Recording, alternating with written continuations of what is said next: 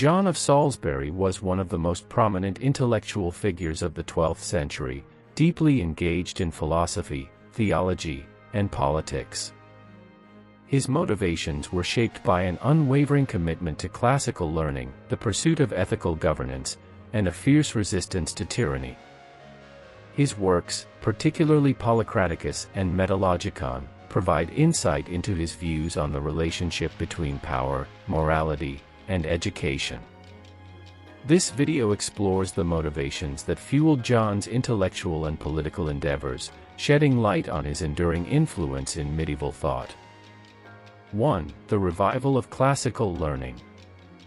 One of John's most defining motivations was his passion for classical learning. He believed that the wisdom of antiquity, particularly the works of Aristotle, Cicero, and Seneca, contained valuable lessons for contemporary society. In Metalogicon, he championed a well-rounded education, arguing that the trivium, grammar, rhetoric, and logic, was essential for intellectual and moral development. A devotion to humanism.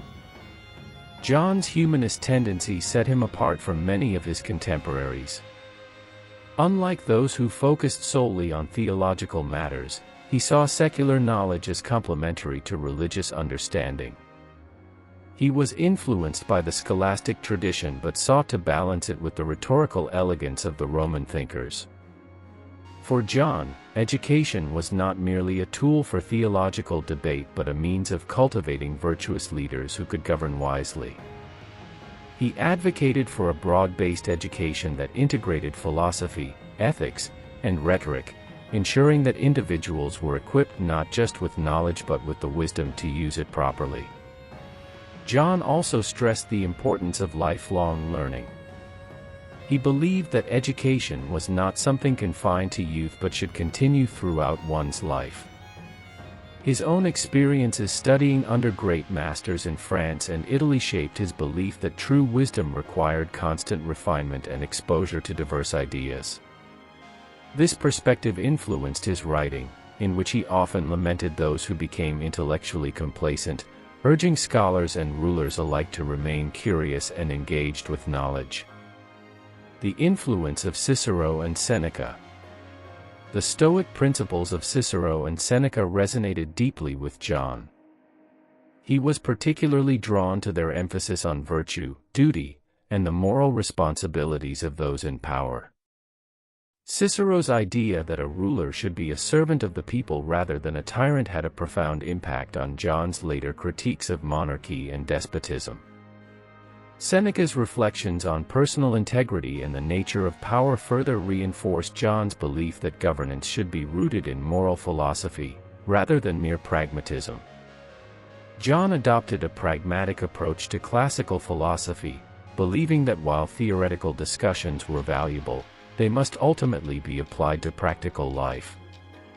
His fusion of classical humanism with Christian theology helped bridge the gap between ancient wisdom and medieval thought, ensuring that the teachings of Cicero and Seneca remained relevant in the governance of Christian states. He saw philosophy as a guide for leaders, helping them balance personal ambition with the greater good. 2. The defense of ethical governance. John of Salisbury was highly motivated by the pursuit of justice in governance. His most famous work, Policraticus, is often considered the first medieval treatise on political philosophy. In it, he presents a vision of the ideal state, one ruled by wise and just leaders who act as servants of the people. The body politic metaphor. One of John's most enduring contributions to political thought is his use of the body politic metaphor. He described society as an organic whole, where different classes and roles function like the parts of a body. The prince or king serves as the head, the clergy as the soul, the nobility as the heart, and the laborers as the hands and feet. This imagery reinforced his belief in a structured yet interdependent society where each class has distinct responsibilities. According to John, when one part of the body politic becomes corrupt, it threatens the health of the entire system, making good governance imperative for societal stability. John's use of the body politic metaphor was not just an academic exercise, it was a call to action. He believed that leaders who neglected their moral and ethical duties endangered not only themselves but the entire realm. His writings urged rulers to see themselves as custodians of their people's well-being rather than mere wielders of power. This belief informed his critiques of corruption and the need for accountability within both secular and ecclesiastical institutions. The just ruler versus the tyrant. John made a sharp distinction between a just ruler and a tyrant. A just ruler governs according to divine law, ensuring peace, fairness, and moral integrity. A tyrant, on the other hand, rules through oppression and self-interest. John's critique of tyranny was not merely theoretical, he believed that unjust rulers could and should be resisted. This stance, influenced by his reading of classical Roman thought, foreshadowed later discussions on the legitimacy of resistance against tyranny in Western political thought. He argued that rulers who abandoned their moral duties effectively forfeited their right to rule, thus justifying rebellion under extreme circumstances. John's concept of the just ruler also emphasized the importance of self-discipline. He believed that a leader should first govern themselves before seeking to govern others. This principle was rooted in Stoic philosophy, which taught that personal virtue was the foundation of effective leadership. He criticized rulers who indulged in excess, warning that moral weakness led to political instability and societal decay. Influence on later political thought. John's ideas influenced later medieval thinkers and, indirectly, early modern political theorists. His belief that rulers must be accountable to a higher moral law anticipated the constitutionalist principles that would emerge in later centuries. His assertion that a tyrant could be overthrown if they violated natural law had significant implications for debates on political legitimacy. His writings helped lay the foundation for the idea that authority must be justified through moral righteousness, rather than brute force or divine right alone. John's legacy extended beyond the medieval period. His arguments regarding the ethical responsibilities of rulers found echoes in the writings of thinkers like John Locke and Montesquieu, who emphasized government accountability and the rule of law. His insights on tyranny and justice remained relevant throughout the Renaissance and Enlightenment, influencing discussions on the nature of political authority and the rights of the governed. 3. Loyalty to Thomas Becket and opposition to royal absolutism. John's motivations were deeply shaped by his loyalty to Archbishop Thomas Becket and his opposition to King Henry II's attempts to consolidate monarchical power. As Becket's secretary and confidant, John witnessed firsthand the growing conflict between ecclesiastical authority and royal ambitions. The struggle for church autonomy. John believed that the church should remain independent from excessive state interference. Henry II's efforts to curb clerical privileges through the constitutions of Clarendon were seen by John as an overreach of royal authority. His writings often emphasized the importance of moral law over secular decrees, aligning him with the broader medieval struggle between church and state. He viewed ecclesiastical independence as vital to maintaining spiritual purity, arguing that an unchecked monarchy could corrupt both the political and religious spheres. John's stance on church autonomy reflected his broader concern with the abuse of power. He believed that the church served as a moral counterbalance to the state, ensuring that rulers remained accountable to divine principles. His support for Becket was not just personal loyalty but a defense of the idea that moral authority should never be subjugated to political convenience. 4. The role of education in cultivating virtue. John of Salisbury believed that education was not just about acquiring knowledge but about shaping virtuous character. He saw learning as a moral obligation, where intellectual growth had to be aligned with ethical development. He was particularly critical of those who pursued knowledge solely for personal gain or rhetorical skill without grounding their learning in wisdom. For John, a truly educated person was one who used knowledge for the betterment of society, making moral judgment a crucial part of education. His emphasis on lifelong learning and self-reflection extended to rulers as well. He argued that a king or political leader should never cease to educate themselves in philosophy and ethics, as governance required wisdom rather than brute force. This perspective placed him among the early advocates of an education system that fostered responsible leadership rather than mere technical expertise. 5. Resistance against corruption and the need for moral leadership. John of Salisbury was deeply troubled by corruption within both the church and the state. He believed that power, when unchecked, often led to moral decay.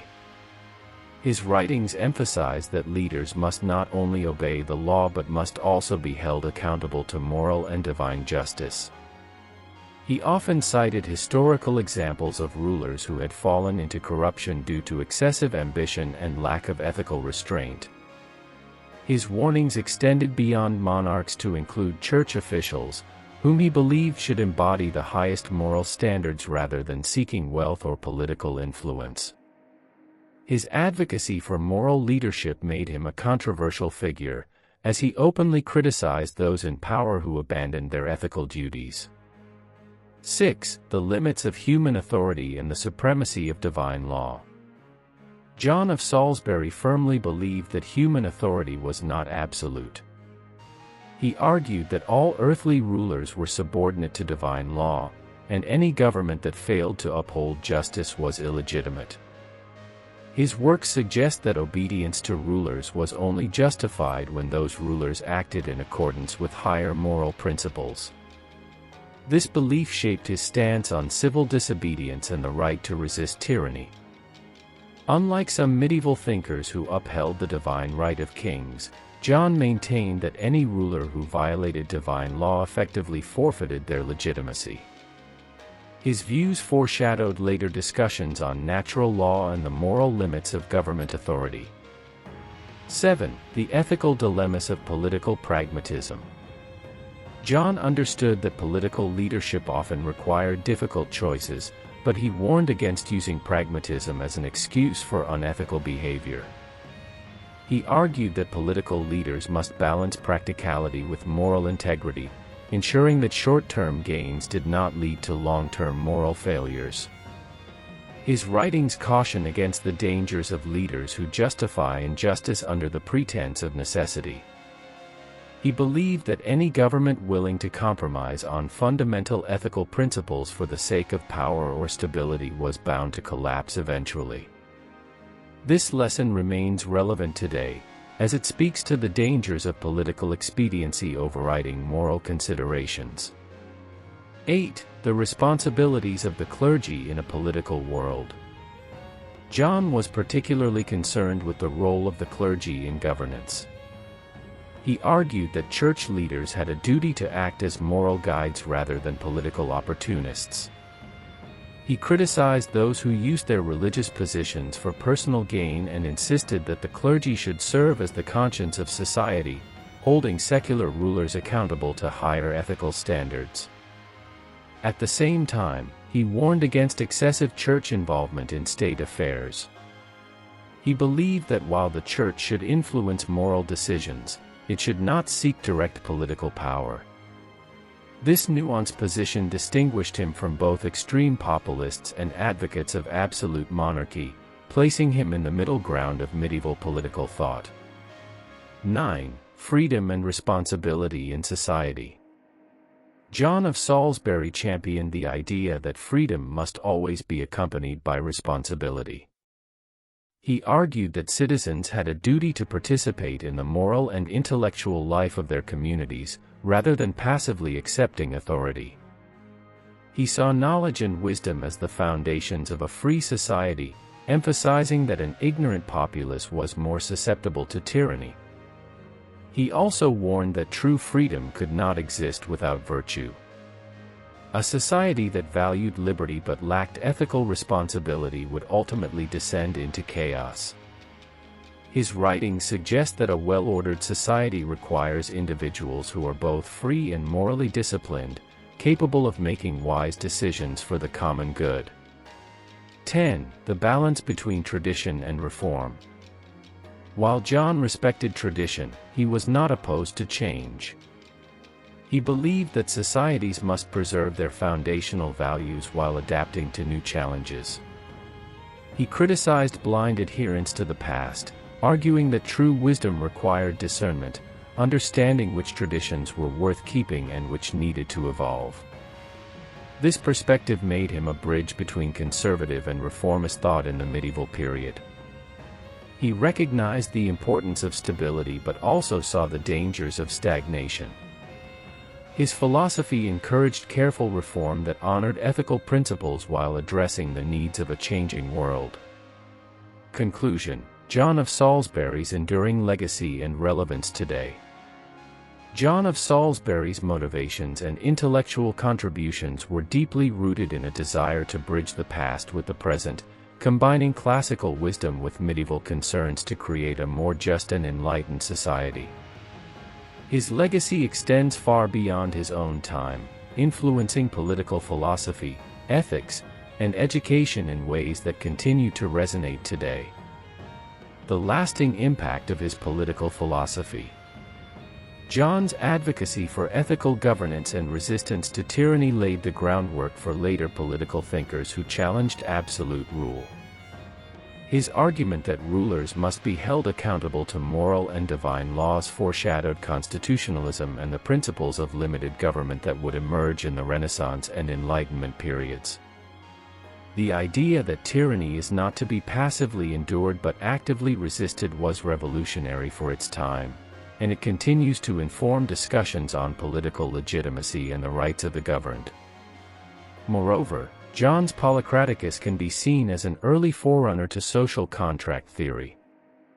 While he did not explicitly articulate a modern contract between ruler and ruled, his belief that leaders derived their legitimacy from their moral conduct rather than their sheer power anticipated later ideas about government's duty to its citizens.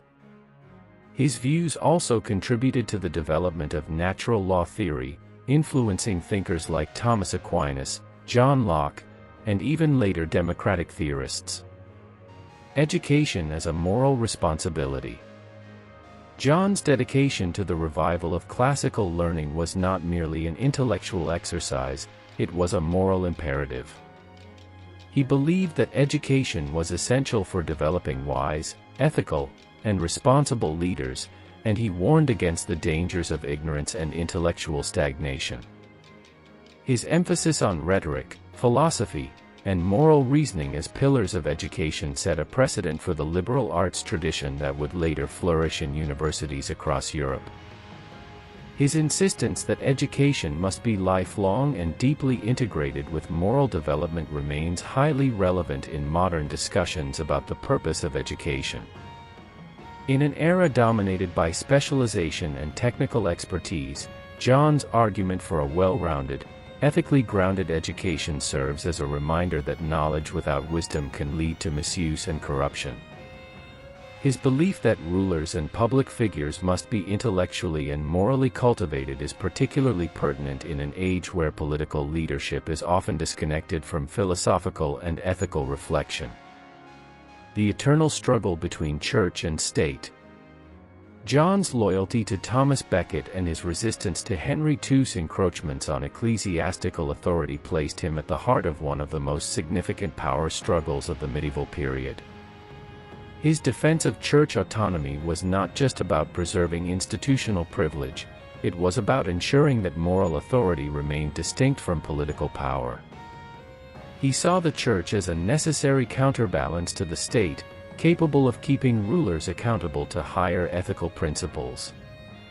This tension between spiritual and political authority has persisted throughout history, manifesting in different forms across cultures and eras. John's reflections on the balance between religious and secular power still resonate in contemporary debates about the role of faith in governance, the separation of church and state, and the moral responsibilities of political leaders. His insistence that morality should guide policy rather than be subordinated to it remains a critical discussion point in modern political ethics. A bridge between the ancient and the modern. John of Salisbury's work stands as a bridge between the classical world and the evolving landscape of medieval and modern thought.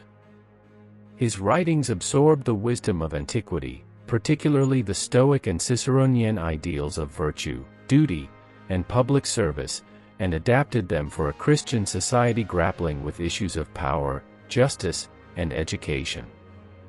His synthesis of classical philosophy and Christian theology helped ensure that the intellectual legacy of the ancient world was not lost but rather reinterpreted for new generations. This process of adaptation and reinvention is a hallmark of intellectual progress, and John's example underscores the importance of looking to the past for guidance while remaining open to new insights. A timeless call for wisdom and justice. John of Salisbury's motivations, his pursuit of wisdom, his dedication to justice, and his belief in the power of education, remain as relevant today as they were in the 12th century. His work serves as both a warning and an inspiration, a warning against the dangers of tyranny, ignorance, and moral complacency, and an inspiration for those who seek to lead with integrity, learn with humility, and govern with wisdom. In a world still grappling with ethical dilemmas in politics, leadership, and education, John's insights provide valuable lessons. His belief that power must be tempered by virtue, that education should cultivate character as well as intellect, and that moral responsibility must guide governance offers a blueprint for creating a more just and enlightened society. His legacy is not just a matter of historical interest, it is a call to action for those who value wisdom, justice, and the enduring pursuit of truth.